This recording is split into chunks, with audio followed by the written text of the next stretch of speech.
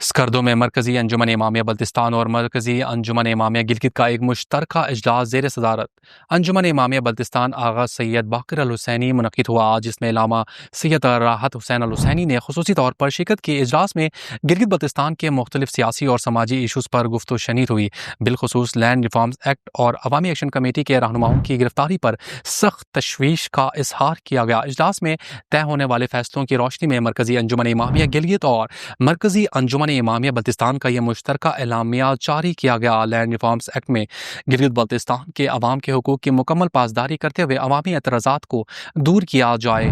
گلگت بلتستان کے عوام کا موقف یہ ہے کہ دریا کے کنارے سے لے کر پہاڑ کی چوٹی تک زمین عوام کی ہے اور گلگت بلتستان کے عوام ہی ان زمینوں کے مالک ہیں، لہٰذا لینڈ ریفارمز ایکٹ کو عوامی حقوق کا محافظ ایکٹ بنانے کے لیے اس میں موجود اعتراضات کو دور کیا جائے۔ اجلاس میں طے ہوا کہ جب تک یہ اعتراضات دور نہیں کیے جاتے تب تک اس ایکٹ کو کسی طور پر بھی قبول نہیں کیا جائے گا۔ اعتراضات یہ ہیں کہ الاٹمنٹس پر پابندی کے باوجود وفاقی اور صوبائی اداروں کے نام الاٹ شدہ ہزاروں کنال زمین کو منسوخ کیے بغیر قانونی تحفظ دینا عوام کے ساتھ سراسر زیادتی ہے۔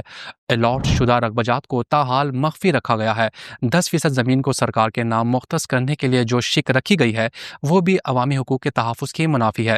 زمینوں کے حوالے سے ضلعی سطح پر کمیٹی کے قیام کے لیے منتخب عوامی نمائندوں کی بے توقیری کرتے ہوئے ڈپٹی کمشنر کو چیئرمین بنا کر مزید بااختیار بنانا نہ صرف عوامی حقوق سے روگردانی کا سبب ہوگا بلکہ منتخب عوامی نمائندوں کے وقار کو بھی مجروح کرنے کا باعث بنے گا۔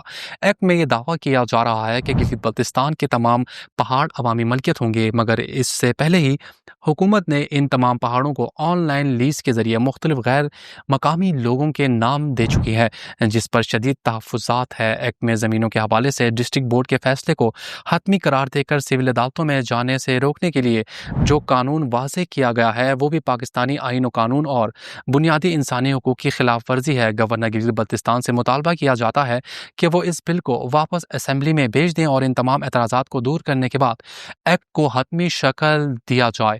بصورت دیگر عوام اس ایکٹ کے خلاف تحریک چلانے کا حق محفوظ رکھتی ہے۔